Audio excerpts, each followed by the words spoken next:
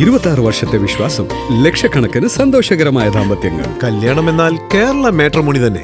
എങ്ങനെ പോകുന്നു മന്ത്രിയായിട്ടുള്ള ഒരു രാഷ്ട്രീയ ജീവിതം? ഇതൊരു സങ്കീർണമായ അവസ്ഥയാണ്.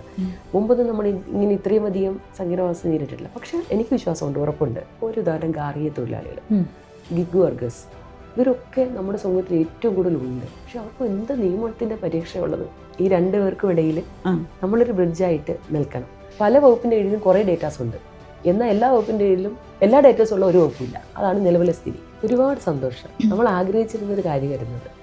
പക്ഷെ ആ എണ്ണത്തിൽ കുറവ് ഹൈലൈറ്റ് ചെയ്ത് സ്ത്രീ അവകാശങ്ങൾ വേണ്ട എന്ന ഒരു ധാരണ സമൂഹത്തിൽ പരത്താൻ ശ്രമിക്കും. അതിനാണ് പണ്ടൊരു പഴഞ്ചൊല്ല്, എലിയെ പിടിച്ച് ഇല്ലം ചുടുക. അത് ഇഷ്യൂ ബേസ്ഡ് ആണ്, ജെൻഡർ ബേസ്ഡ് അല്ല, ഇഷ്യൂ ബേസ്ഡ് ആണ്. ആ കേസിൽ ഇപ്പോഴും അത് പറയുമ്പോൾ എൻ്റെ കണ്ണ് മനുഷ്യരായ ഒരാൾക്ക് പോലും കണ്ണ് നിറയാതെ നെഞ്ചു ഇല്ലാതെ അത് ഓർക്കാൻ കഴിയില്ല. കേരളത്തിൻ്റെ തൊഴിൽ, വനിതാ ശിശുക്ഷേമ, മൃഗസംരക്ഷണ വകുപ്പ് മന്ത്രി ശ്രീമതി ബിന്ദു കൃഷ്ണ ഇന്ന് വൺ ഇന്ത്യ മലയാളത്തിനൊപ്പം ചേരുകയാണ്. നമസ്കാരം. ഒപ്പം ചേർന്നതിനും സമയം തന്നതിനും വളരെ നന്ദി. ആദ്യമായി കൊല്ലത്ത് നിന്ന് CPM-ൻ്റെ സ്ട്രോങ് ഹോൾഡായിട്ടുള്ള സ്ഥലത്ത് നിന്ന് MLA ആവുകയാണ്, അപ്പോൾ തന്നെ മന്ത്രിയാവുകയാണ്. ഇപ്പം അതിൻ്റെ ഒരു ആവേശമൊക്കെ ഒന്ന് ഒതുങ്ങി നമ്മൾ സെറ്റിലായി. എങ്ങനെ പോകുന്നു മന്ത്രിയായിട്ടുള്ള ഒരു രാഷ്ട്രീയ ജീവിതം? തീർച്ചയായും സന്തോഷവും അഭിമാനവും ഉണ്ട്. മന്ത്രി എന്ന പദവി അത് വലിയ ഉത്തരവാദിത്തങ്ങളുടേതാണ്. ഇന്നലെ വരെ നമ്മളെ സംബന്ധിച്ചിടത്തോളം ജനകീയ വിഷയങ്ങൾ ഇടപെട്ടുകൊണ്ട് പരമാവധി ഗവൺമെൻറ്റുകളെ ശ്രദ്ധയിൽപ്പെടുത്തിക്കൊണ്ട് പോവുക എന്നുള്ളതാണ്. ഇന്ന് അതിന് പരിഹാരം കാണാനുള്ള ഉത്തരവാദിത്തമാണ് പാർട്ടിയും ജനങ്ങളും ഏൽപ്പിച്ചിരിക്കുന്നത്. അത് ഒട്ടും മോശമാകാതെ പരമാവധി ജനങ്ങളുടെ പ്രതീക്ഷയ്ക്കൊത്ത് പാർട്ടിയുടെ നിലപാടുകൾ നിലനിർത്തിക്കൊണ്ട് ജനങ്ങൾക്ക് ഗുണപ്രദമായ രീതിയിൽ നന്നായി കൊണ്ടുവരാനുള്ള ആത്മാർത്ഥമായ ശ്രമങ്ങളുടെ ദിനങ്ങളാണ് കടന്നുപോയത്. നാളെയും ഏറ്റവും ആത്മാർത്ഥമായി കഠിന പ്രയത്നത്തിലൂടെ നന്നായി കൊണ്ടുപോകണമെന്ന് ആഗ്രഹിക്കുന്നു. ഇപ്പോൾ കിട്ടിയിരിക്കുന്ന വകുപ്പുകളിൽ തൊഴിൽ വകുപ്പ് എന്ന് പറഞ്ഞിരിക്കുന്നത് സങ്കീർണമായ വകുപ്പാണ്. പ്രത്യേകിച്ചും ഇന്നിപ്പോൾ പുതിയ ലേബർ കോഡ് വരികയാണ്, പുതിയ തൊഴിൽ സംസ്കാരമാണ്. സംഘടനകൾക്ക് വേണ്ടി വാദിക്കുന്ന ഒരു കാലമൊക്കെ ഒരു ഘട്ടത്തിൽ കഴിഞ്ഞു. അതാണ് നമ്മളെ കേരളത്തിൻ്റെ തലവേദന പറഞ്ഞത്. ഒരു പക്ഷേ ഇന്നല്ലെങ്കിൽ നാളെ പിരിച്ചുവിടപ്പെടുന്ന ഒരാൾക്ക് വേണ്ടി ശബ്ദിക്കാൻ സംഘടനാ സംവിധാനം ഇല്ലാത്തൊരവസ്ഥയും കഷ്ടമാണ്. ഒരു കോംപ്ലിക്കേറ്റഡ് ആണ് സത്യം പറഞ്ഞാൽ ആ സിറ്റുവേഷൻ. മന്ത്രി ചുമതല ഏറ്റെടുക്കുന്ന ഇപ്പോൾ തൊഴിൽ വകുപ്പ് നോക്കുമ്പോൾ തൊഴിൽ വകുപ്പിൽ മുന്നിൽ കാണുന്ന പ്രതിസന്ധികൾ എന്താണ്? അത് നേരിടാൻ മനസ്സിൽ കാണുന്ന, സ്വയം കാണുന്ന വഴികൾ എന്താണ്? ശരിയാ, വന്ദന സൂചിപ്പിച്ചതുപോലെ തൊഴിൽ വകുപ്പ് എന്ന് പറയുന്നത് രാജ്യത്തെ തൊഴിൽ കോഡ് 2020 വന്നു. അതിൻ്റെ ഫൈനൽ ചട്ടങ്ങൾ കേന്ദ്ര സർക്കാർ ഈ മെയ് മാസം ആദ്യം പ്രസിദ്ധീകരിച്ചു. സ്വാഭാവികമായും കേരള ചട്ടങ്ങൾ 2021 പ്രസിദ്ധീകരിച്ചു. ഇനിയിപ്പോൾ ഫൈനൽ ചട്ടങ്ങൾ രൂപീകരിക്കുന്ന സമയമാണിത്. നമ്മുടെ രാജ്യത്തെ സംബന്ധിച്ചിടത്തോളം സ്വാതന്ത്ര്യത്തിന് മുമ്പ് തന്നെ തൊഴിലവകാശങ്ങൾ ലോകത്ത് പല രാജ്യങ്ങളും എന്നതുപോലെ ഉറപ്പിച്ചൊരു രാജ്യമാണ്, നിയമം വഴിയും അതുപോലെ കൾച്ചറിലൂടെയും ഒക്കെ. ആദ്യകാലത്ത് അങ്ങനെയൊന്നും അല്ലായിരുന്നു. നിരന്തരമായ സമര പോരാട്ടങ്ങളിലൂടെയാണ് നാം ആ അവകാശങ്ങളൊക്കെ നേടിയെടുത്തത്. അങ്ങനെ 29 നിയമങ്ങൾ രാജ്യത്തുണ്ടായിരുന്നത് ഒരു സുപ്രഭാതത്തിൽ കേന്ദ്ര സർക്കാർ 4 നിയമങ്ങളായി ചുരുക്കുകയും ആ നിയമങ്ങളിൽ തന്നെ കുറേയൊക്കെ തൊഴിലാളി വിരുദ്ധവും കുറേയൊക്കെ നല്ലതൊക്കെ ഉണ്ട്, കൂടുതൽ തൊഴിലാളി വിരുദ്ധവും ഈ പറഞ്ഞതുപോലെ ട്രേഡ് യൂണിയൻ അവകാശങ്ങൾ. ട്രേഡ് യൂണിയൻ്റെ അടിസ്ഥാന പ്രമാണമെന്ന് പറയുന്നത് കളക്റ്റീവ് ബാർഗെയിനിങ് ആണ്, ജെനുവിൻ കോസിന് വേണ്ടി. അപ്പോൾ നമ്മുടേതുപോലെ ജനാധിപത്യ രാഷ്ട്രീയത്തിൽ അതൊന്നും പാടില്ല എന്ന് പറയുന്ന രീതിയിലേക്ക് വരുന്നത് ഒരുപാട് ആശങ്കകൾ സൃഷ്ടിക്കുന്നുണ്ട്. ആ നിയമം വന്ന കാലത്തൊക്കെ നിരവധി സമരങ്ങളിൽ ഞാനും പങ്കെടുത്തിട്ടുള്ളതാണ്.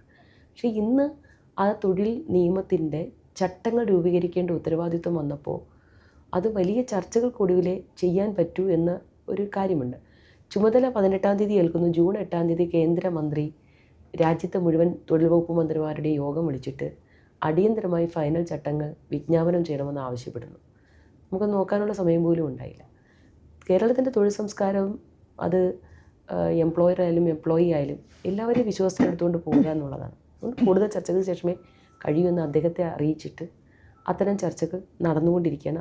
ഫസ്റ്റ് റൗണ്ട് ചർച്ച, മന്ത്രിതല ചർച്ച കഴിഞ്ഞു. ഇനി മുഖ്യമന്ത്രിയുടെ നേതൃത്വത്തിൽ വിപുലമായി ലീഗൽ എക്സ്പേർട്സിനെയും സാങ്കേതിക വിദഗ്ധരെയും കൂടി ഉൾപ്പെടുത്തിക്കൊണ്ട് ട്രേഡ് യൂണിയൻസും ബന്ധപ്പെട്ട മാനേജ്മെൻറ്റ്സും എല്ലാവരുടെയും പ്രതിനിധി ഉൾപ്പെടുത്തിക്കൊണ്ട് ഒരു ശില്പശാല പ്ലാൻ ചെയ്യുന്നുണ്ട്. അത് കഴിഞ്ഞിട്ട് ചട്ടങ്ങൾ രൂപീകരിക്കുന്നത്. താങ്കൾ സൂചിപ്പിച്ചതുപോലെ ഇതൊരു സങ്കീർണമായ സങ്കീർണമായ അവസ്ഥയാണ്. മുമ്പൊന്നും നമ്മൾ ഇങ്ങനെ ഇത്രയും അധികം സങ്കീർണാവസ്ഥ നേരിട്ടിട്ടില്ല. പക്ഷേ എനിക്ക് വിശ്വാസമുണ്ട്, ഉറപ്പുണ്ട്. സെൻട്രൽ സ്റ്റാറ്റ്യൂട്ടിനെതിരായിട്ട് നമുക്ക് പോകാൻ പറ്റത്തില്ല, അതിൽ നിന്ന് എക്സീഡ് ചെയ്യാൻ കഴിയില്ല. അതിനുള്ളിൽ നിന്നുകൊണ്ടാണ് നമ്മൾ സ്റ്റേറ്റ് ലെജിസ്ലേഷൻസ് ഉണ്ടാകേണ്ടത്. എങ്കിലും സാധ്യമായ എല്ലാ വഴികളിലൂടെയും നമ്മുടെ അവകാശങ്ങൾ സംരക്ഷിക്കാനുള്ള നിയമ നടപടികൾ എടുക്കും. മിനിസ്റ്റർ വരുന്ന ജില്ല എന്ന് പറയുന്നത് തന്നെ കേരളത്തിൻ്റെ തൊഴിലാളി ഇടമാണ് കൊല്ലം ജില്ല എന്ന് പറയുന്നത്. അപ്പോൾ നേരിട്ട് അറിയുന്നതുമാണ് തൊഴിലാളികൾ നേരിടുന്ന സംഘർഷങ്ങൾ, പ്രത്യേകിച്ചും തൊഴിലാളി വനിതകൾ നേരിടുന്ന പ്രശ്നങ്ങൾ എന്തൊക്കെയാണ്, അതിലൊക്കെ എത്രത്തോളം ക്രിയാത്മകമായി ഇടപെടാൻ കഴിയുമെന്നാണ് കരുതുന്നത്? എനിക്ക് മുൻവിധികളൊന്നുമില്ല, എല്ലായിടത്തും സഹായിക്കണമെന്നാണ്. നമ്മൾ നോക്കൂ, കേരളത്തിലായാലും രാജ്യത്തായാലും ലോകത്തായാലും സ്ത്രീകൾ കൂടുതലായി തൊഴിലെടുക്കുന്ന ഇടങ്ങളിൽ അതിപ്പോഴും നിയമങ്ങളൊക്കെ ഒരു വഴിക്കുണ്ട്, പലതും പാലിക്കപ്പെടുന്നില്ല. ചൂഷണം ഇന്നും ഒരു യാഥാർത്ഥ്യമാണ്. അതെല്ലാം കൂടെ ഒരു ഒറ്റയടിക്ക് എടുത്ത് തൂത്തുപറക്കി എടുത്ത് കളയാമെന്നല്ല ഞാൻ ഉദ്ദേശിക്കുന്നത്, സാധ്യവുമല്ലല്ലോ. പക്ഷേ ക്രമാനുഗതമായി ഓരോ മേഖലകളായി, പ്രത്യേകിച്ചും അൺഓർഗനൈസ്ഡായിട്ട് അസംഘടിത മേഖലകളെ അഭിസംബോധന ചെയ്ത് അത് പരമാവധി അവർക്ക് ആനുകൂല്യങ്ങൾ ലഭ്യമാക്കാനും തൊഴിലവകാശങ്ങൾ നിലനിർത്താനും ഇനിയിപ്പോൾ നഷ്ടപ്പെട്ടവ പുതിയതായി നേടിയെടുക്കാനുള്ള ശ്രമത്തിലാണ്. ഒരു ഉദാഹരണം ഗാർഹിക തൊഴിലാളികൾ, ഗിഗ് വർക്കേഴ്സ്, ഇവരൊക്കെ നമ്മുടെ സമൂഹത്തിൽ ഏറ്റവും കൂടുതലുണ്ട്. പക്ഷെ അവർക്ക് എന്ത് നിയമത്തിൻ്റെ പരീക്ഷയുള്ളത്? ഒന്നുമില്ല. തീർച്ചയായും നൂറുദിന കർമ്മ പരിപാടികളിൽ പോലും ഞാൻ ഇതൊക്കെ ഉൾപ്പെടുത്തിയിട്ടുണ്ട്. അതൊക്കെ ക്രമേണ ചെയ്തെടുക്കുക. ഈ പരിമിതമായ തൊഴിൽ സംസ്കാര സാഹചര്യത്തിലാണ് എങ്കിലും ചെയ്യാതിരിക്കാനാകില്ലല്ലോ. ഇപ്പോൾ നമ്മൾ ഈ തൊഴിൽ എന്ന് പറയുമ്പം കേരളത്തിൻ്റെ ഒരു തൊഴിൽ സംസ്കാരത്തിൽ വലിയ മാറ്റം വന്നിട്ടുണ്ട്. ഇപ്പം വൈറ്റ് കോളർ ജോബ് എന്നൊക്കെ പറഞ്ഞ അങ്ങനെ ആണെങ്കിലും അതിനപ്പുറത്തുള്ള എന്നാൽ മറുവശത്ത് ക്രിയാത്മകമായ ജോലിയിൽ ഇടപെടാൻ ആലോചിക്കുന്ന, സ്വന്തം നിലയ്ക്ക് എന്തെങ്കിലുമൊക്കെ ചെയ്യാൻ ആഗ്രഹിക്കുന്ന യുവാക്കളുടെ എണ്ണം കൂടുന്നുമുണ്ട്. അവർക്ക് എന്ത് ചെയ്യണം, എങ്ങനെ ചെയ്യണം എന്നുള്ളൊരു സംശയങ്ങളും ഉണ്ട്. അപ്പോൾ ഇത് തമ്മിൽ ബ്രിഡ്ജ് ഒന്ന് പരിഹരിക്കേണ്ടത് ഒരു അത്യാവശ്യമായി തോന്നുന്നില്ലേ? തീർച്ചയായും നമ്മളൊരു ബ്രിഡ്ജായി നിൽക്കണം. ശരിക്കും ഈ രണ്ടു പേർക്കും ഇടയിൽ നമ്മളൊരു ബ്രിഡ്ജായിട്ട് നിൽക്കണം. പുതിയ തൊഴിലവസരങ്ങൾ, നമ്മളിപ്പോൾ നേരിടുന്ന ഒരു പ്രശ്നം, ഭായിമാരില്ലെങ്കിൽ നമ്മുടെ എല്ലാ മേഖലയും തളരുക. അപ്പോൾ അവരും കൂടി നമ്മുടെ അവിഭാജ്യ ഘടകം, അവരെ കൂടി നോക്കണം. ഇപ്പോൾ കേരളത്തിൽ ഇങ്ങോളമായി പല പ്രശ്നങ്ങളും, ഓപ്പറേഷൻ തൂഫാനുമായി ബന്ധപ്പെട്ട് അന്യസംസ്ഥാന തൊഴിലാളിയൊക്കെ അറസ്റ്റ് ചെയ്യുമ്പോൾ രേഖകൾ പോലും ഇല്ല. അതുപോലെ തന്നെ പല കുറ്റകൃത്യങ്ങൾ വരുമ്പോൾ ഒരു ഭാഗത്ത് അത്, മറുഭാഗത്ത് ഈ തൊഴിലാളികളെ പാർപ്പിക്കുന്ന ഇടങ്ങൾ പോയി കണ്ടിട്ടുണ്ടോ? മനുഷ്യരാണെന്ന് അവരൊന്ന് പരിഗണന പോലും കൊടുക്കാത്ത സ്ഥലങ്ങളും ഉണ്ട്. നല്ല ശുചിമുറികളില്ല, താമസ സൗകര്യങ്ങളില്ല. ഞങ്ങളിവിടെ കളമശ്ശേരിയിൽ അവർക്കായി ഒരു കെട്ടിടം പണിത് അത് ഹാൻഡ് ഓവർ ചെയ്യാനുള്ള ഭവനം ഫൗണ്ടേഷൻ്റെ നേതൃത്വത്തിൽ അത് ഹാൻഡ് ഓവർ ചെയ്യാനുള്ള രീതിയാണ്, ആ ഒരു ഒരുക്കത്തിലാണ്. പക്ഷേ ടാക്സ് ഒരുപാട് വരുന്നതുകൊണ്ട് അതിന് എക്സെപ്ഷൻ വേണ്ടി സർക്കാരിൽ കൊടുത്തിരിക്കുക. അങ്ങനെ സാധ്യമായ ഒരുപാട് കാര്യങ്ങൾ ചെയ്യുന്നു. ഈ അന്യസംസ്ഥാന തൊഴിലാളികളുടെ കാര്യത്തിൽ പല വകുപ്പ്, അവരെ ഡീൽ ചെയ്യുന്ന പല വകുപ്പാണ്. ആഭ്യന്തരം ഡീൽ ചെയ്യുന്നുണ്ട്, ആരോഗ്യമുണ്ട്, വിദ്യാഭ്യാസമുണ്ട്, തൊഴിലുണ്ട്. ഓഫ്കോഴ്സ് അവരെ ഏറ്റവും പ്രധാനം ശ്രദ്ധിക്കേണ്ട തൊഴിൽ വകുപ്പ് തന്നെയാണ്. അപ്പോൾ ഞങ്ങൾ ഈ പല വകുപ്പിൻ്റെ കീഴിലും കുറേ ഡേറ്റാസ് ഉണ്ട്, എന്നാൽ എല്ലാ വകുപ്പിൻ്റെ കീഴിലും എല്ലാ ഡേറ്റാസും ഉള്ള ഒരു വകുപ്പില്ല. അതാണ് നിലവിലെ സ്ഥിതി. അതുകൊണ്ട് യൂണിഫൈഡ് രജിസ്ട്രേഷൻ പോർട്ടൽ കേരളത്തിൽ ഈ വകുപ്പുകളായിട്ടൊക്കെ ചേർന്ന് തന്നെ കേരളത്തിലെ IT ഡിപ്പാർട്ട്മെൻറ്റ് കൊടുത്തിരിക്കുക. എത്രയും പെട്ടെന്ന് അത് ലോഞ്ച് ചെയ്യും. ഈച്ച് ആൻഡ് എവറി പേഴ്സൺ, നമ്മളൊന്ന് വിരലമർത്തിയാൽ കേരളത്തിൽ എത്ര പേർ വരുന്നു, എത്ര പേർ നിലവിലുണ്ട്, എവിടെയൊക്കെ ഉണ്ട്, അവർ എത്ര പേർ പുതുതായിട്ട് വരുന്നവരെ അപ്പോൾ തന്നെ അപ്ലോഡ് ചെയ്ത് പോകുന്നവരുണ്ടെങ്കിൽ പോകുന്ന വിവരങ്ങൾ, അങ്ങനെ എല്ലാം യൂണിഫോമായിട്ട് ഒരു രജിസ്റ്റർ, ഒരു പോർട്ടൽ നമ്മൾ വിഭാവനം ചെയ്യും. നമ്മുടെ കുട്ടികൾ സത്യം പറഞ്ഞാൽ സ്കൂളിൽ പഠിക്കുമ്പോഴേ കുഞ്ഞുങ്ങൾ നോക്കുന്നതാണ് ഏത് രാജ്യത്താണ് ഏറ്റവും മികച്ചത്. ഒരു ഗൂഗിളിൽ തപ്പി രാജ്യം സെലക്ട് ചെയ്യുക. ഒന്ന് രാജ്യത്തിൻ്റെ സവിശേഷതകളുണ്ട്. പക്ഷെ പിന്നെ കുറച്ചുകൂടെ മുതിർന്നു വരുമ്പോൾ പഠിക്കാനുള്ള സാധ്യതകൾ, അവർക്ക് ഈ അഭിരുചിയുള്ള വിഷയങ്ങളുണ്ടാവുമല്ലോ, കോഴ്സസ് ഉണ്ടാവും, അത് തിരഞ്ഞെടുത്ത് പഠിക്കാനുള്ള വ്യഗ്രതയിൽ പുറത്തേക്ക് പോകാനായിട്ട് സ്കിൽഡായിട്ടുള്ളത് നമ്മൾ അതിൽ കുട്ടികളെ സ്കില്ല് വളർത്താനുള്ള കാര്യങ്ങൾ ചെയ്യുക എന്നുള്ളതാണ്. ഒപ്പം ജോബ് ഓപ്പർച്യൂണിറ്റി, കുട്ടികൾ അഭ്യസ്തവിദ്യരായും സ്കിൽഡായിട്ടുള്ള കുട്ടികൾ നേരിടുന്ന ഏറ്റവും വലിയ പ്രശ്നം എവിടെ ജോലി കിട്ടുമെന്നുള്ളതാണ്. എല്ലാവരും വന്ന് നമ്മളോട് ജോലി ചോദിക്കുക.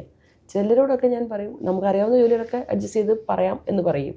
മറ്റുള്ളവരോട് നിങ്ങളും കൂടി ഇത് കണ്ടുപിടിക്കൂ, ഇത് എവിടെ ഇന്നതുണ്ട് എന്ന് പറഞ്ഞാൽ നമുക്കാകുന്ന വിധത്തിൽ ഇടപെടാൻ കഴിയുമല്ലോ. അതുകൊണ്ട് തന്നെ ജോബ് മേളകളും ജോബ് ഫെയറുകളും ഒക്കെ നടത്തി പരമാവധി കുട്ടികൾക്ക് കമ്പനികളൊക്കെ ആയിട്ടൊക്കെ ചേർന്ന് അത്തരം സാധ്യതകൾ കേരളത്തിൽ എല്ലായിടത്തും ചെയ്യാൻ ശ്രമിക്കുന്നു. പിന്നെ ഒത്തിരി പദ്ധതികൾ പ്രാക്ടിക്കലാക്കാൻ ഈ സ്വപ്നത്തിലുണ്ട്. ഇപ്പം ഈ രാഷ്ട്രീയ ജീവിതത്തിൽ ഒട്ടേറെ ഒരു വെല്ലുവിളികൾ നേരിട്ട് വന്നിട്ടുണ്ട്. അപ്പോൾ ഞാനിപ്പോൾ നോക്കുമ്പോൾ ഇപ്പോൾ രാഷ്ട്രീയത്തിൽ ഇപ്പോൾ KSUവിലാണെങ്കിലും ഇപ്പോൾ അടുത്ത കാലത്ത് വന്ന സമരമുറകളിലെല്ലാം ഒരുപാട് പെൺകുട്ടികൾ വരുന്നുണ്ട്, മുമ്പില്ലാത്തതിനേക്കാൾ സാന്നിധ്യം കാണുന്നുണ്ട്. അപ്പോൾ മിനിസ്റ്റർ സജീവമായി രാഷ്ട്രീയ രംഗത്തുണ്ടായിരുന്ന സമയത്ത് അതായിരുന്നില്ല സ്ഥിതി. അപ്പോൾ ഒന്ന് ഈ മാറ്റം കാണുമ്പോൾ ഒരു രാഷ്ട്രീയ നേതാവ് എന്ന നിലയ്ക്ക് അല്ലെങ്കിൽ അവർക്ക് വഴികാട്ടിയായി നടന്ന ഒരാളെന്ന നിലയ്ക്ക് എന്ത് തോന്നുന്നു? ഒരുപാട് സന്തോഷം. നമ്മൾ ആഗ്രഹിച്ചിരുന്നൊരു കാര്യം വരുന്നത്. അപ്പോൾ ഈ പറഞ്ഞതുപോലെ ഞങ്ങളൊക്കെ കോളേജിൽ പഠിക്കുമ്പോൾ KSUവിൻ്റെ സമ്മേളനത്തിന് ഇപ്പോൾ എറണാകുളത്ത് വരണമെങ്കിൽ എറണാകുളത്ത് 1-2 കുട്ടികളാണ് ഉള്ളത്. തൃശ്ശൂരിട്ട് ഒന്നും ആരെയും കണ്ടില്ല.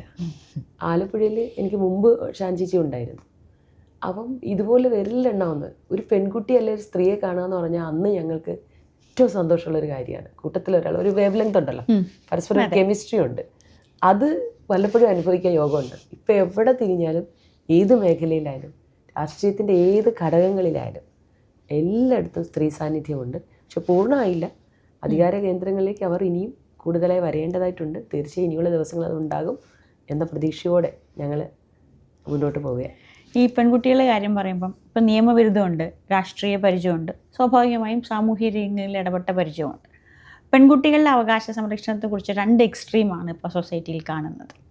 അവകാശങ്ങളെക്കുറിച്ച് പൂർണ്ണ ബോധ്യമുള്ള, അതിനുവേണ്ടി ഉറച്ചു നിൽക്കുന്നത് ഒരു വിഭാഗം, എന്നാൽ കിട്ടുന്ന അവകാശങ്ങളുടെ പേരിൽ പ്രതികാരം ചെയ്യാനും പകവീട്ടാനും നിൽക്കുന്ന മറുവിഭാഗം.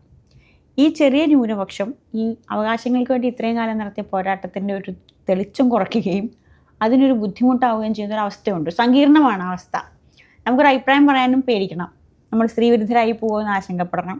അതേസമയം സ്ത്രീയായി പോയതുകൊണ്ട് നിയമങ്ങൾ ദുരുപയോഗം ചെയ്യപ്പെടുന്നതുണ്ട്, നമുക്ക് എതിർക്കുകയും വേണം. ഇത് തോന്നിയിട്ടില്ലേ? നമുക്കതിൽ എന്ത് ചെയ്യാൻ കഴിയും? തീർച്ചയായും നമ്മളെല്ലാവരും അത് അഭിമുഖീകരിക്കുന്നുണ്ട്. ഇപ്പോൾ ഒരു സ്ത്രീ വന്ന് നമ്മളോട് സങ്കടപ്പെട്ട ഒരു കാര്യം പറഞ്ഞാൽ സ്വാഭാവികം അത് വിശ്വസിക്കുക എന്നുള്ളതാണ് നിയമവും നമ്മുടെ ജീവിതാനുഭവങ്ങളും നമ്മളെ പ്രേരിപ്പിക്കുന്നു. പക്ഷേ ചിലപ്പോഴെങ്കിലും, എല്ലായ്പ്പോഴും അല്ലെങ്കിലും ചിലപ്പോഴെങ്കിലും ഈ പറഞ്ഞ സാഹചര്യങ്ങൾ എത്തുന്നുണ്ട് ആ വ്യക്തിവിരോധം തീർക്കാൻ. എത്രയോ കേസുകളിൽ അങ്ങനെയൊക്കെ വന്നിട്ടുണ്ട്, സ്ത്രീകളുമായി ബന്ധപ്പെട്ട, കുഞ്ഞുങ്ങളുമായി ബന്ധപ്പെട്ട അത്തരം കേസുകൾ. പക്ഷേ ഞാൻ മനസ്സിലാക്കുന്നത് അത് ന്യൂനപക്ഷമാണ്, മീൻസ് അത് എണ്ണത്തിൽ കുറവാണ്. പക്ഷേ ആ എണ്ണത്തിൽ കുറവ് ഹൈലൈറ്റ് ചെയ്ത് സ്ത്രീ അവകാശങ്ങൾ വേണ്ട എന്ന ഒരു ധാരണ സമൂഹത്തിൽ പരത്താൻ ശ്രമിക്കും. അതിനാണ് പണ്ടൊരു പഴഞ്ചൊല്ല്, എലിയെ പേടിച്ച് ഇല്ലം ചുടുക. ഒരിക്കലും അത് പാടില്ല. ഞാൻ ഈ സന്ദർഭത്തിൽ ഓർക്കുന്നത്, മുൻപ് law commission, Indian law commission നിയമപരിഷ്കാരത്തെക്കുറിച്ചുള്ളൊരു പഠനത്തിൽ സെക്ഷൻ 498A അന്ന് IPC-യിലുണ്ടായിരുന്ന ഗാർഹിക പീഡനത്തിന്, സ്ത്രീ പീഡനത്തിനെതിരായിട്ടുള്ളൊരു വകുപ്പാണ്. അത് കർശനമായൊരു വകുപ്പായിരുന്നു. അപ്പോൾ ചില കുടുംബിനികളൊക്കെ അത് ദുരുപയോഗം ചെയ്യുന്നു എന്ന് പറഞ്ഞുകൊണ്ട് ലോ കമ്മീഷൻ അന്ന് ശുപാർശ ചെയ്തു, ഇതെടുത്ത് കളയണം. അന്ന് നടന്ന സംവാദങ്ങൾ ഞങ്ങൾ ഉറക്കെ ചോദിച്ചൊരു ചോദ്യമുണ്ട്. IPC 302 കൊലപാതകത്തിനുള്ള ശിക്ഷ, കൊലപാതകത്തിൽ പോലും ആളുമാരെ അറസ്റ്റ് ചെയ്തതിലൊക്കെ നമ്മുടെ കേരളത്തിൽ റിപ്പോർട്ട് ചെയ്യപ്പെട്ടിട്ടുണ്ട്. ആരും 302 മാറ്റാൻ പറഞ്ഞിട്ടില്ല. മറിച്ച് ആ പർട്ടിക്കുലർ കേസ് അഡ്രസ്സ് ചെയ്താൽ പോരെ. ആ പർട്ടിക്കുലർ കേസിൽ ഈ നിയമം ദുരുപയോഗം ചെയ്യുന്നതിന് നടപടിയെടുക്കാൻ നിയമത്തിൽ തന്നെ വകുപ്പുകളുണ്ട്. ഈ കുറ്റകൃത്യം, അതായത് സ്ത്രീ എന്ന അവസ്ഥ അല്ലെങ്കിൽ ആ പദവി മുതലെടുത്തുകൊണ്ട് പ്രതികാരം ചെയ്യുകയോ കള്ളക്കേസിൽ കുടിക്കുകയോ അങ്ങനെയൊക്കെയുള്ള കേസ് അവരെ നിയമവരെ ശിക്ഷിക്കണം. അതിന് ബാക്കി സ്ത്രീകൾ എന്ത് വിളിച്ചു? ബാക്കി സ്ത്രീകൾ തലമുറ എത്ര നൂറ്റാണ്ടുകളായി നടത്തിയ പോരാട്ടങ്ങൾക്കൊടുവിലായി ഇന്ന് കാണുന്ന അവകാശങ്ങളൊക്കെ നിയമങ്ങളും ഒക്കെ ഉണ്ടായത്.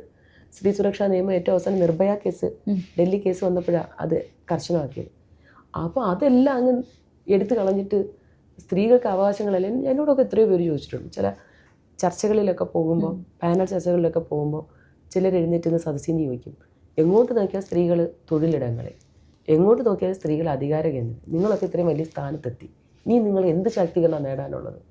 അവർ കാണാതെ പോകുന്നു. ഇന്നും സ്ത്രീ അവകാശങ്ങളെക്കുറിച്ച് യാതൊരു ബോധ്യവും ഇല്ലാത്ത, മെഴുകുതിരി നാളം പോലെ കുടുംബങ്ങളിൽ അലഞ്ഞിത്തീരുന്ന, സ്വന്തം സ്വത്വബോധം പോലും തിരിച്ചറിയാത്ത എത്രയോ അമ്മമാരും സഹോദരിമാരും പെൺമക്കളടക്കം നമ്മുടെ ഈ സമൂഹത്തിൽ ഇപ്പോഴും ഉണ്ട്. ഇപ്പോൾ രാഷ്ട്രീയ അധികാരത്തിലേക്ക് വന്നതല്ലോ, എല്ലാവരും സ്ത്രീ അവകാശങ്ങളെക്കുറിച്ച് വളരെ ഘോരം ചില തമാശയോടുകൂടി ഞാൻ സുഹൃത്തുക്കളോട് പങ്കുവയ്ക്കാറുണ്ട്. ചില സമ്മേളനങ്ങൾക്ക് പുരുഷന്മാരും സ്ത്രീകളും ഒക്കെ പങ്കെടുക്കുന്ന സ്ത്രീ അവകാശ സമ്മേളനങ്ങൾ ചെല്ലുമ്പോൾ നമ്മളൊക്കെ ഇങ്ങനെ മനസ്സിൽ കരുതും, സ്വന്തം അനുഭവത്തിലൂടെയും നിയമ നടപടികളിലൊക്കെ ബോധ്യമുള്ളതൊക്കെ പറയാൻ ഇങ്ങനെ കരുതുമ്പം നമ്മളെക്കാൾ സമർത്ഥമായി സ്ത്രീ അവകാശങ്ങളെക്കുറിച്ച് നമ്മുടെ സഹോദരന്മാർ ചിലർ സംസാരിക്കും. അപ്പോൾ നമ്മൾ ആലോചിക്കുന്നത് നമുക്കൊന്നും പറയണ്ട. ഇങ്ങനെയുള്ള രാജാറാം മോഹൻ റോയ് സ്ത്രീകളുടെ അവകാശങ്ങൾ ഈ രാജ്യത്ത്, ഈ ലോകത്തെ സാധ്യതപ്രായമാക്കിയത് ഉൽപ്പതിഷ്ണുക്കളായ പുരുഷന്മാരെ തന്നെയാണ് അതിന് നേതൃത്വം നൽകിയത്. അത് ഇന്ത്യയിലും ലോകത്തും ഒരുപാട് ഉദാഹരണം, കേരളത്തിലൊക്കെ ഒരുപാട് ഉദാഹരണങ്ങളാണ്. അങ്ങനെയുള്ള ഗണത്തിൽപ്പെട്ട ഇവരൊക്കെ ഉള്ളപ്പോൾ ഒരു പ്രശ്നമില്ലെന്നാണ്. ഇവരിൽ ചിലരുടെയൊക്കെ അല്ലാതെയുള്ള കുടുംബാംഗങ്ങളുമായിട്ടൊക്കെ ഇടപഴകിയ സന്ദർഭങ്ങളിലാണ് പ്രസംഗം വേറെ പ്രവൃത്തി വേറെ എന്ന് മനസ്സിലായിട്ടുള്ളത്. അങ്ങനെയൊക്കെ ഒരുപാട് കാര്യങ്ങളുണ്ട്. അപ്പം ഞാൻ പറഞ്ഞു വന്നത്, ഒരിക്കലും ഏതെങ്കിലും സ്ത്രീ ആ പദവി ഉപയോഗിച്ച് ആ അവകാശം ഉപയോഗിച്ചുകൊണ്ട് തെറ്റായ കാര്യങ്ങൾ ചെയ്യുന്നുവെങ്കിൽ ആ സ്ത്രീയെ ശിക്ഷിക്കുക. സ്ത്രീ അവകാശ നിയമങ്ങൾ ഇല്ലാതാക്കുന്നത് ഒട്ടും ശരിയല്ല. ആദ്യം ഒന്നുകൂടി പറയാൻ ആഗ്രഹിക്കുന്നു, ഇന്ദിരാജി ഇന്ത്യൻ പ്രധാനമന്ത്രി ഇന്ന് നമുക്ക് സ്ത്രീ സമൂഹത്തിന് പ്രചോദനമാണ്. ആ ബോൾഡ് ഡിസിഷൻസ് എല്ലാം നിർഭയ ഭരണ. ഇപ്പോൾ ദ്രൗപദി മുർമുജി ഇന്ത്യയുടെ പ്രസിഡൻ്റാണ്. ഏറ്റവും പാർശ്വവൽക്കരിക്കപ്പെട്ട ജനവിഭാഗത്തിൽ നിന്ന് ഇന്ത്യയുടെ പ്രഥമ പൗരൻ എന്ന പദവിയിലേക്ക് ഫസ്റ്റ് സിറ്റിസൺ എന്നുള്ള പദവിയിലേക്ക്, അതൊക്കെ നമുക്ക് അഭിമാനം. പക്ഷേ ഒരു ഇന്ദിരാഗാന്ധിജി പ്രധാനമന്ത്രി ആയതുകൊണ്ടോ, പ്രതിഭ ദേവി സിംഗ് പട്ടേൽ ഇന്ത്യയുടെ പ്രസിഡൻ്റ് ആയതുകൊണ്ടോ, ദ്രൗപദി മുർമു ഇന്ത്യയുടെ പ്രസിഡൻ്റ് ആയതുകൊണ്ടോ, അല്ലെങ്കിൽ മേയർമാരോ മന്ത്രിമാരോ ഒക്കെ ഉണ്ടായതുകൊണ്ടോ സ്ത്രീ ശാക്തീകരണം പൂർത്തിയാകത്തില്ല. എൻ്റെ സ്ത്രീ ശാക്തീകരണത്തെക്കുറിച്ചുള്ള കാഴ്ചപ്പാട് ഞാൻ എപ്പോഴും പറയുന്നു, ജനസംഖ്യയിൽ പകുതിയിലേറെ നമ്മുടെ നാട്ടിൽ സ്ത്രീകളാണ്, പ്രത്യേകിച്ച് കേരളത്തിൽ. ഈ ഒരു തെരഞ്ഞെടുപ്പ് രാഷ്ട്രീയ പാർട്ടികളിലായിക്കൊള്ളട്ടെ, ഔദ്യോഗിക പദവികൾ നിശ്ചയിക്കുന്നതായിക്കോട്ടെ, എന്തായാലും സ്വാഭാവിക പ്രക്രിയയിലൂടെ പകുതി വരുന്ന സ്ത്രീകൾ വരുന്ന സ്ഥാനത്ത് മാത്രമേ സ്ത്രീ ശക്തി ഉണ്ടെന്ന് പറയാൻ പറ്റൂ. അതായത് പേരിന് എവിടെയെങ്കിലും ഇന്ത്യയുടെ പരമോന്നത നീതിപീഠം നമുക്ക് എല്ലാവർക്കും നീതി തരുന്ന നമ്മുടെ ലാസ്റ്റ് റിസോർട്ട് എന്ന് പറയും. അവിടെ എത്ര സ്ത്രീകളുണ്ട്?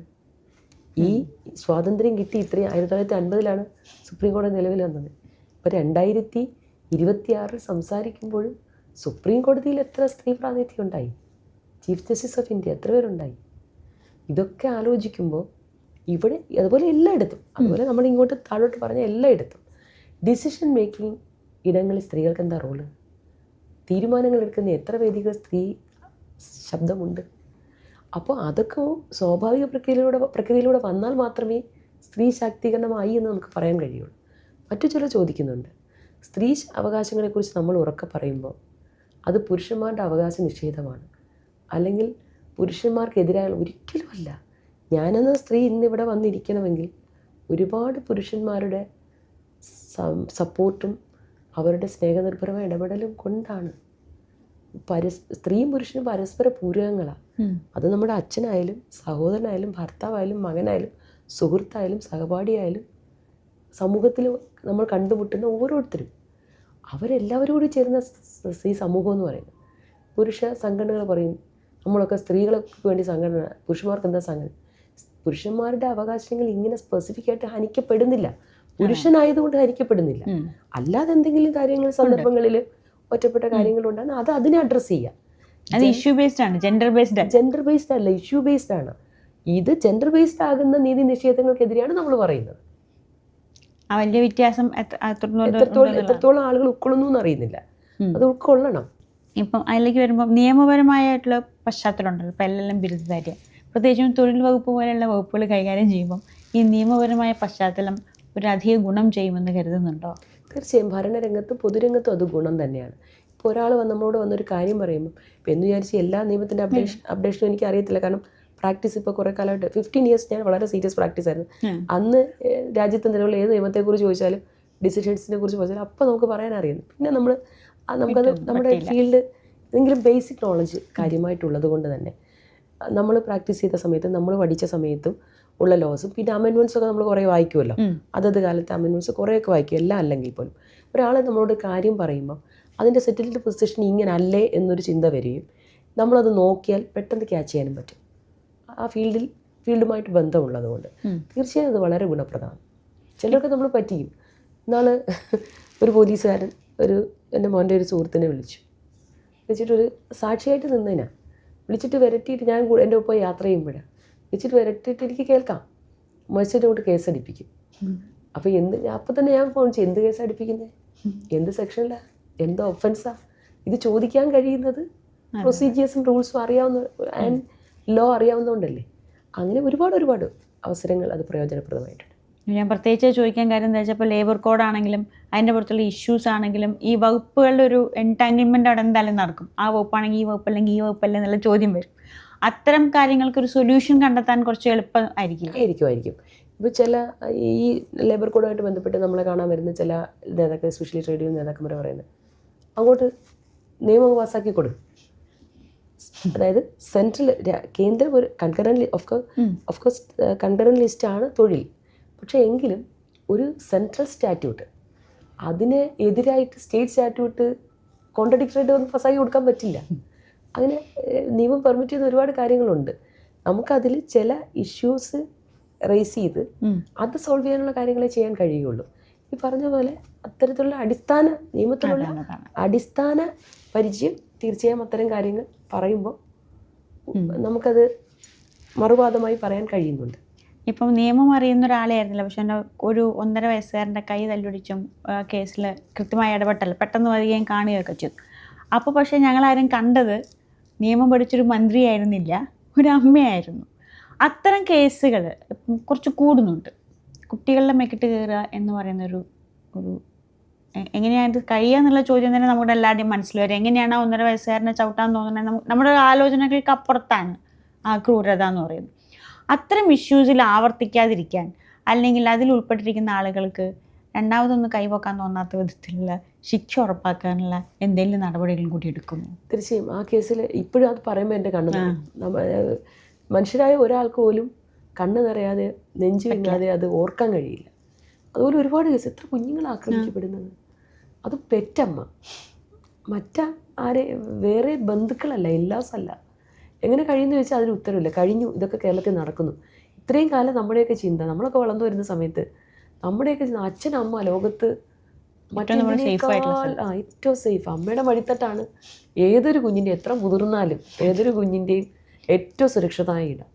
അത് സുരക്ഷിതമല്ല എന്നുള്ള തിരിച്ചറിവ് ഒരുപാട് കേസുകളിലുണ്ട്, പ്രത്യേകിച്ച് ആ കുഞ്ഞിൻ്റെ കേസിലുണ്ട്. ഞാൻ ആ കേസിൽ എനിക്കറിയാം, കുഞ്ഞ് മരിച്ചു, അവർക്കും നഷ്ടപ്പെട്ടു, അത് ഈ സമൂഹത്തിൻ്റെ കുഞ്ഞാണ്. ഒരു കുഞ്ഞൊരു കുടുംബത്തിൽ ജനിക്കുമ്പോൾ ആ കുടുംബത്തിൻ്റെ മാത്രമല്ലത്, അവൻ നന്നായി വളരേണ്ടത് ഈ സമൂഹത്തിൻ്റെ കൂടി ആവശ്യമാണ്, നാടിൻ്റെ കൂടി ആവശ്യമാണ്. അപ്പോൾ ആ നിലയ്ക്ക് നമ്മളെല്ലാവരും അതിനെ ശ്രദ്ധിക്കേണ്ടതാണ്. നിയമവും സർക്കാരുകളും പ്രാദേശിക സർക്കാരുകളും പിന്നെ അതിനൊക്കെ വേണ്ടിയാണല്ലോ നമ്മൾ ഒരുപാട് സംവിധാനങ്ങൾ കൊണ്ടുവന്നിട്ട്, ആശാ വർക്കർമാരായാലും കെയർടേക്കേഴ്സ് ഒരുപാട് സംവിധാനങ്ങൾ കൊണ്ടുവന്നിട്ട്, അംഗൻവാടിയായാലും ഒരുപാട് സാമൂഹ്യ സുരക്ഷാ രംഗത്തടക്കം. പക്ഷെ അതൊക്കെ കൂടി ഫലപ്രദമായി പ്രവർത്തിക്കേണ്ടതാണ്. അപ്പോൾ ആ കുഞ്ഞ് മരണപ്പെട്ടു എന്ന് തിരിച്ചറിഞ്ഞ നിമിഷം തൊട്ട്, നമ്മളെ വാർത്തകൾ വന്നാണല്ലോ അറിയുന്നത്, അറിഞ്ഞ നിമിഷം ഞാൻ ഏറ്റവും കൂടുതൽ പോലീസ് ഉദ്യോഗസ്ഥന്മാരോടാണ് സംസാരിച്ചത്.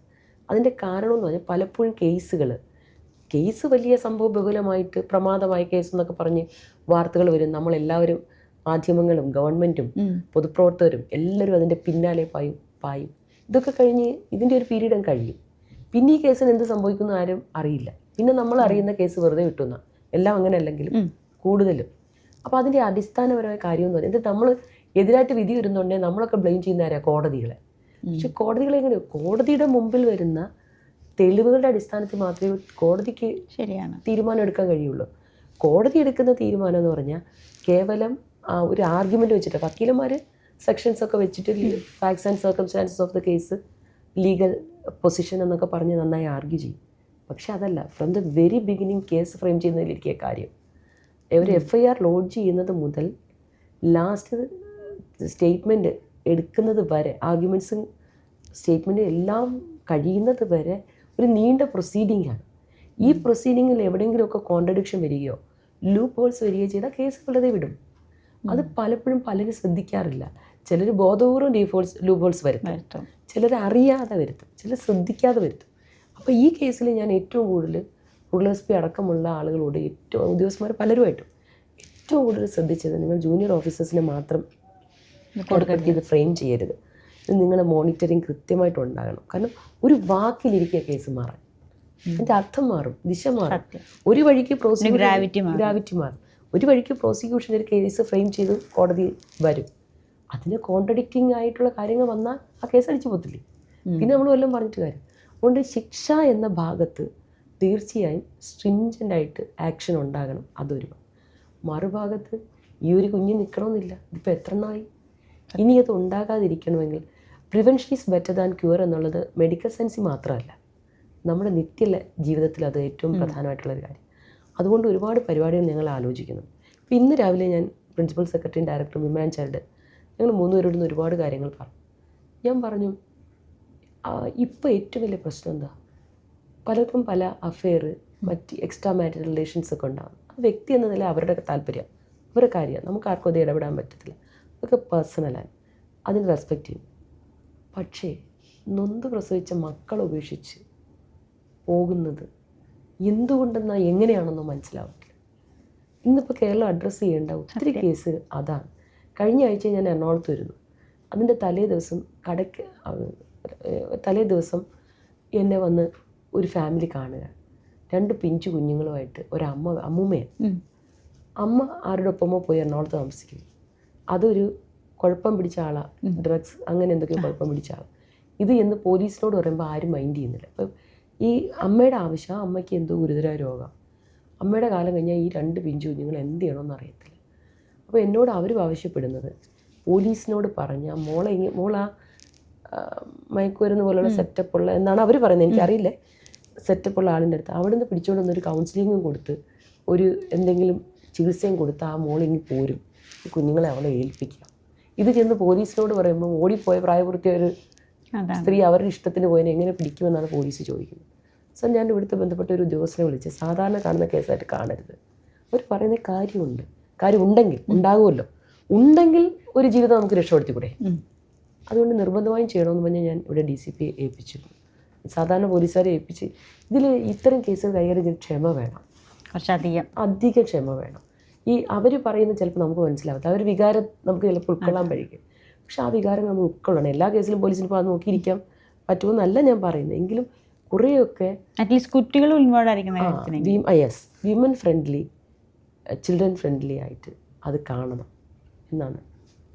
അതുകൊണ്ട് അത്തരം പരിപാടികൾ, ബോധവൽക്കരണ പരിപാടികളടക്കം വകുപ്പ് ചെയ്യുന്നുണ്ട്. ഇപ്പോൾ പശ്ചാത്തലം കഷ്ടപ്പെട്ടിട്ടുണ്ട്, അതേസമയം വിദ്യാർത്ഥി രാഷ്ട്രീയത്തിൽ സജീവമായി പങ്കെടുത്തിട്ടുണ്ട്, അതിൻ്റെ കൂടെ പഠിക്കാൻ ഒട്ടും മടി കാണിച്ചിട്ടില്ല. ആ ബാലൻസിങ്ങിനെ കുറിച്ച് തിരിഞ്ഞു നോക്കുമ്പോൾ ബിന്ദു കൃഷ്ണ എന്ന് പറയുന്ന ആ വിദ്യാർത്ഥി സംഘടനാ പ്രവർത്തകയെക്കുറിച്ച്, അല്ലെങ്കിൽ വിദ്യാർത്ഥിയെക്കുറിച്ച്, ആ യുവതിയെക്കുറിച്ച്, ഇപ്പോൾ യുവതിയല്ല എന്നല്ല ഞാൻ ഉദ്ദേശിച്ചത്, ആ തിരിഞ്ഞു നോക്കുന്ന അതിനെക്കുറിച്ച് നമുക്ക് തിരിഞ്ഞു നോക്കുമ്പോൾ ഇത് ഞാൻ തന്നെയായിരുന്നോ എന്ന് തോന്നുന്ന ഒരുപാട് കാര്യങ്ങളുണ്ട്. മുഹൂർത്തം പറയാമോ? ഒരുപാട് കാര്യങ്ങളുണ്ട്. Subscribe to One India and never miss an update.